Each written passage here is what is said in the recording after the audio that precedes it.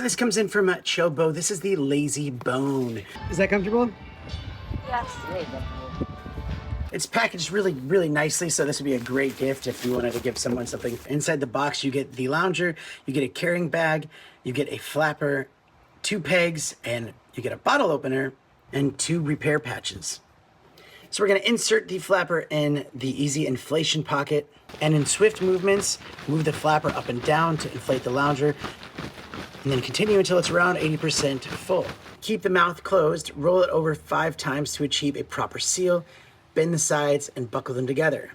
It might take you a couple of times to get it right, to know where 80% is, but it's still pretty comfortable even when the air's not like coming out of it. Even when it's not like completely full, it's still pretty good. I redid it again and filled it up a little bit more, and it's way more firm. This is so good. And then you have those spikes that you could put in here into the ground to make sure it doesn't move on you if you didn't want it to float away or something if it's windy.